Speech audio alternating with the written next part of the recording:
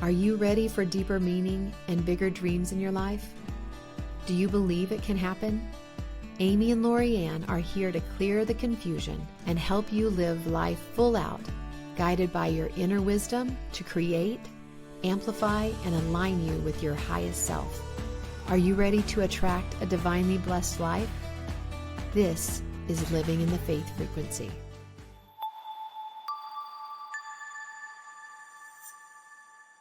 Welcome back to Living in the Faith Frequency with LoriAnn and Amy. We have taken a little break. You won't know it because this will just be the follow-up episode, but we have had to take a little bit of a break because life happened. And Amy ended up having some surgery and was down for a while. So Amy, do you want to just bring us up to speed? And there's a lot of life lessons in all that she went through and all that we learned together with phone calls back and forth, me feeling helpless, her there where she lives, and we're so far apart that we just had to learn and maneuver through some things together. So, Amy, do you want to share a little bit? Yeah. I started having some pain in my abdominal area and it was very intense. Long story short, I believe it was 4 trips to the ER or urgent care. They admitted me the second time, put a tube down my nose. If you know anything about that, is like the worst thing ever. Like I hate it. It feels like you're breathing in water and then it goes to your stomach and it's stuck in there. So you have to swallow around it. It's awful.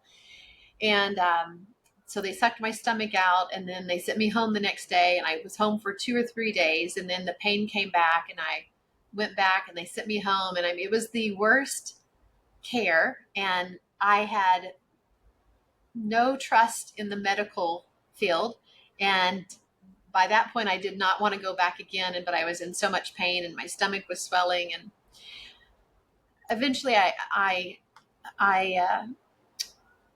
called my son and he convinced me to go to the hospital and get checked in. So I did. And I was a mystery and they couldn't figure out what was wrong. And they did blood work. Oh, your organs are all good. Your blood work's good. And there was just ongoing confusion and chaos. And then LoriAnn, was so wonderful to reach out and check on me. And we tried alternative things. We tried all kinds of stuff. And then, she said to me while I was in the hospital, I don't know, I don't know, 5 days a week. I have no idea what it You was. were It was there a a long long time.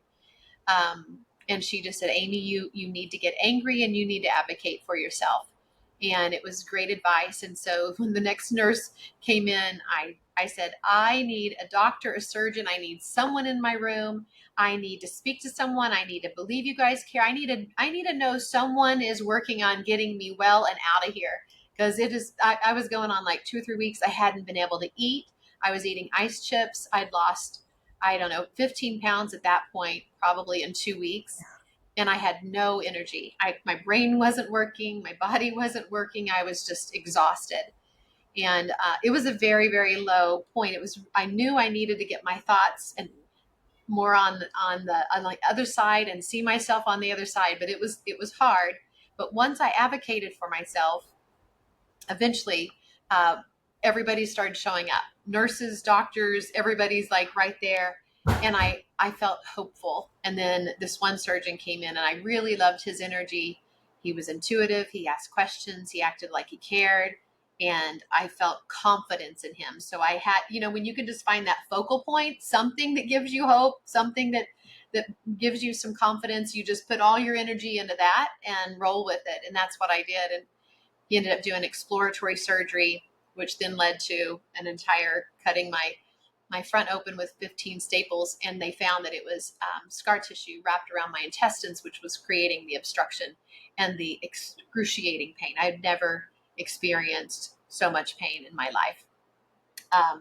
So very thankful that we got that done. And I was very appreciative of LoriAnn and her holding the faith and, when you can't do it, then it's, allow others to hold that space for you.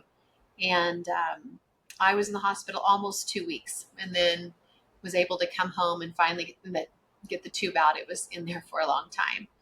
And now I am, I Wait a think, minute. We got to yes. get real here. Okay. I think that you need to talk about how that old scar tissue had come into your life, rearing its ugly head wrapped around your colon, like stopping you dead in your tracks, like That it did. stopping life. It was stopping life to the point that you weren't even sure you cared about being here anymore. I mean, I think we can't pass this up Okay. because there's so many people that listen to what we have been telling them about living in the faith frequency and that surrender, like old ugly scar tissue, old ugly relationships, old ugly, you can put it into any kind of scenario that you want, but when those things raise their ugly head, it is hard for us to really get back in alignment, to really get that balance, to really get the happiness, to really feel the joy. And I know that they are going to understand a lot of what you went through, and it wasn't easy. No, it was one of the hardest things I've ever gone through. And to be quite honest, I mean, I was just kind of giving the overview, but to be quite honest, when I was in the hospital room, I spent so many hours. Yes, I had friends and family that showed up, but I spent hours and hours by myself with a tube down my nose, uh, in solitude. And and and during the time, it was not a time to analyze and try to figure out what went wrong. It was, for me, I just needed to surrender. And surrendering to me, like, I couldn't keep anything down. I ended up losing 20 pounds in 3 weeks. I looked sick, like I lost muscle to, I lost so much. And I there was a point where I questioned whether I wanted to continue on, because it was so intense, and it was so, I felt helpless and I felt hopeless, um, in those dark moments when they still didn't know what was going on, and I didn't have someone saying, "I've got a plan. We're going to do this." It was so frustrating, and I had to really surrender, and I thought, you know what? I've lived a really great life. And if this is it, then I'm going to feel good about it. And there was a surrender point. And because I couldn't fight where I was at. It was exhausting. And so there was a surrendering. And then that was when I think it was after that that LoriAnn said, you need to get angry. You need to advocate. And then when I spoke up for myself, then that's when people started showing up, because it was my energy. It's our energy that attracts things, and we go through things that we don't always understand. And I knew during it was not a time to examine what was going on, but afterwards, we found it very ironic that it was scar tissue that was wrapped around my intestines. And he said, more than likely, this was from your hysterectomy in '08. That's when I had it. And I mean, that's so many years. He says, I can't believe you haven't had problems before then. And so what it did was it completely shut me down. I mean, I literally could not do anything. Everything had to go on hold. And it was a huge awakening and reset for me as well. And then and I'm still having to take it easy. I'm not to the place where I can do all the things that I once did, but it definitely gave me, an appreciation for the little things, like eating, like the moment that I could not have to eat an ice chip. Like, they gave me a popsicle when I still had the tube down my nose. And that was like the best popsicle ever. Or a hard candy. I was able to do a hard candy. And then you just have such an appreciation when you've made it through something really hard. And we all go through hard times. And I always tell, my clients when I work with them, like, it's not about comparing whose problem was harder. It's how we move through it. How do we talk to ourselves?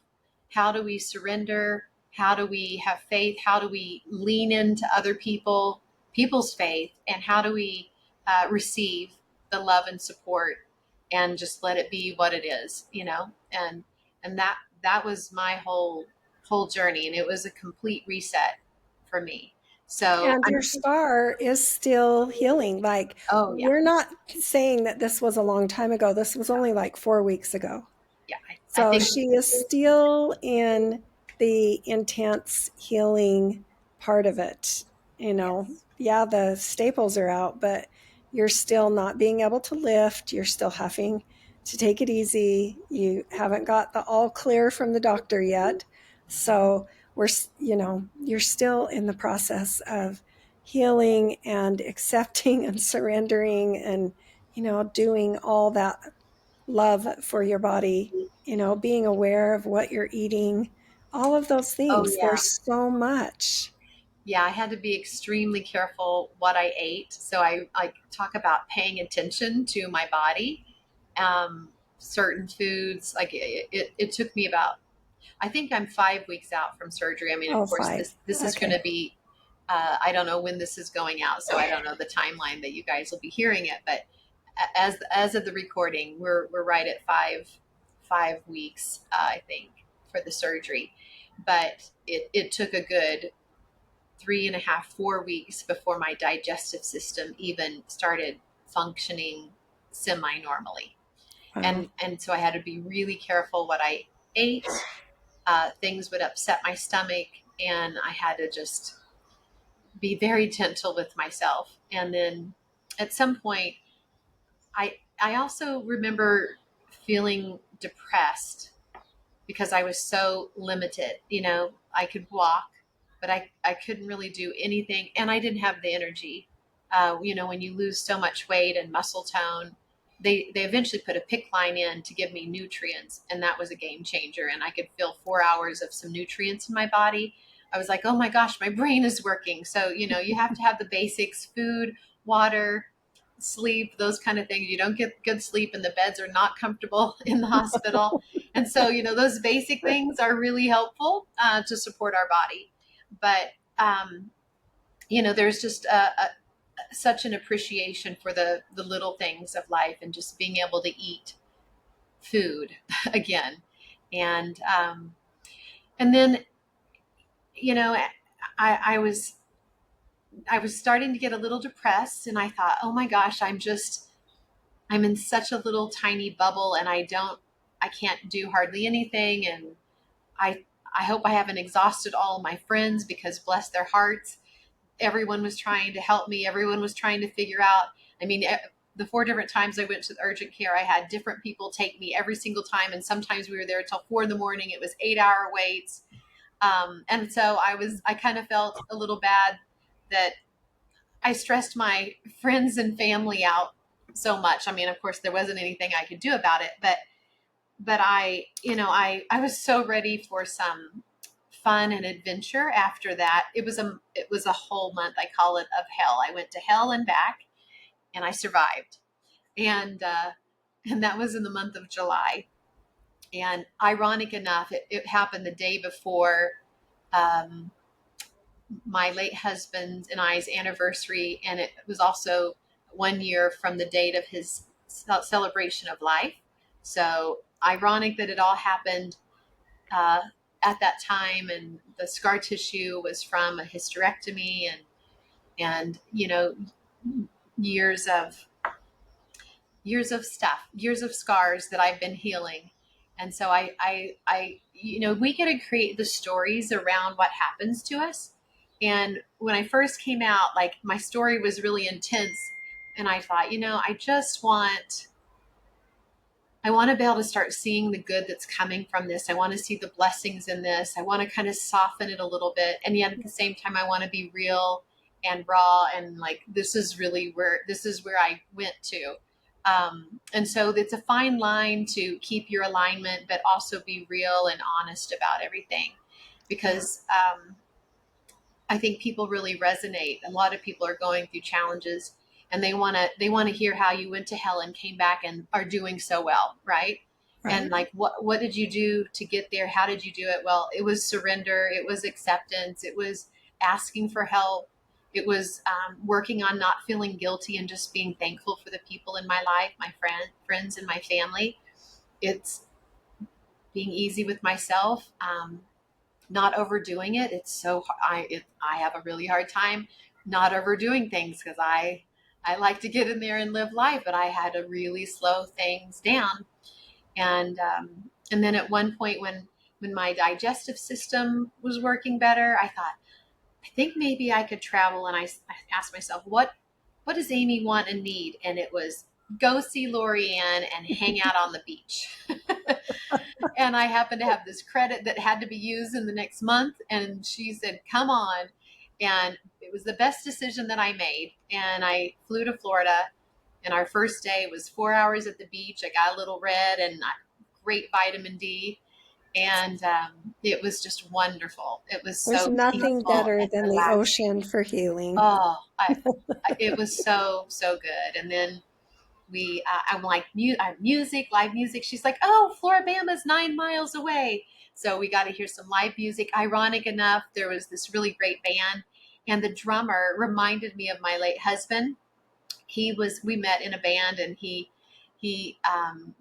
played the guitar and bass and had the most beautiful harmony voice. But I loved watching him sing and play, because he felt everything and you could just feel the music through him. Well, this drummer we were watching, every beat he did, he was having so much fun. He was feeling the music. It was the most enjoyable thing to watch. But he reminded me of John, and he even kind of looked a little bit like him. And He so did. He looked yeah, a lot like him. he Yeah. did, he Yeah. did. And so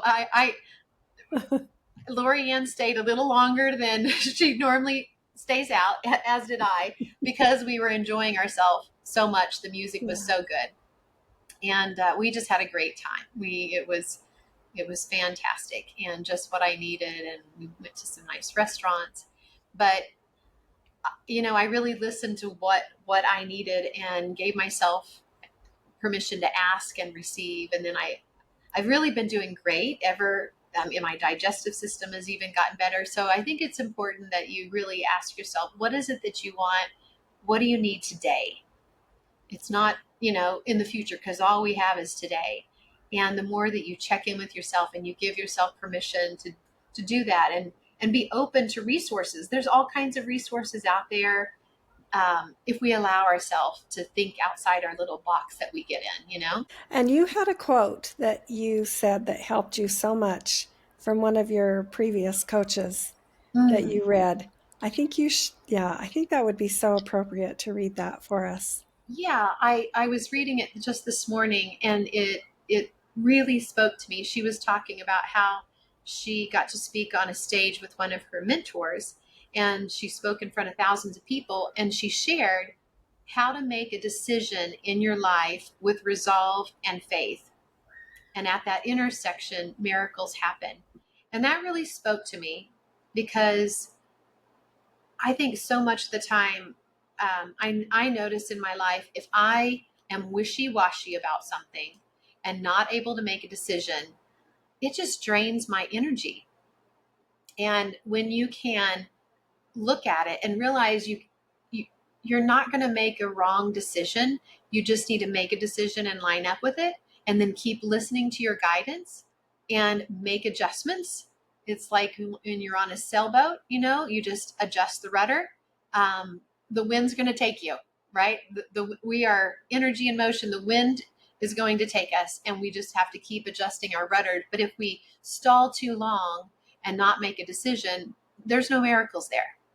We just sputter around. So I really liked resolve and faith, decision. Make a decision in your life with resolve and faith. That means you come with full commitment and expectation. And I think that living in that faith frequency that's really what it is. And that is where the miracles happen in life.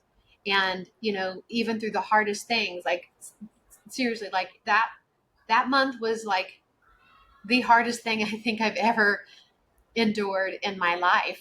And to continue to not make myself wrong or life wrong or God wrong, or I have people that blame the devil. I like to not blame, like blameless, to not blame anybody, but to Yeah. say, this is where I'm at and this is where I want to keep going.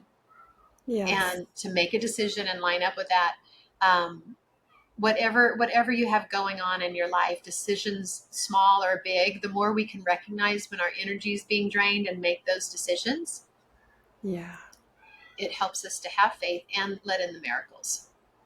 I think that's exactly hitting the nail on the head. Like when you had her quote there and you said, uh, surrendering, having faith, like making the decision. Once you made the decision you wanted to live and that you were going to advocate for yourself, like everything just went up from there. Yeah. Even though it was still hard, but you made the resolve and you made the decision. And then you just have to turn it over to God. And you've got to just, like that song, let Him take the wheel. And sometimes that's the hardest thing to do, is recognizing it. Very first, I think, is recognizing it. Yeah. But then, and you've got to have people around that are advocating for you, surrounding yourself with great people like your son and your friends, and and then having the team on the hospital team be on your side. And I love everything about this, getting rid of those old scars, those old wounds. It's a new year, it's a new Amy, it's a new transition. It's a new day. Today is a new day, and we get that choice every single day. Yes. Yes, we do. Yes, we do. So, And well, I asked the question, what does Amy want and need, which I think is super important to check in with yourself. And yes, then I was talking with a friend yesterday, and we talked about what is it that God wants. And I think that takes us to an even higher level yes, of our purpose and our passion and our fulfillment in life, because God knows exactly what is in our heart and yeah, what will bring us our greatest joy. And sometimes we think that it's this path. We have it all visioned out. And then other things come in and we're like, well, that's not what I thought it was going to be, or that's what it's going to look like.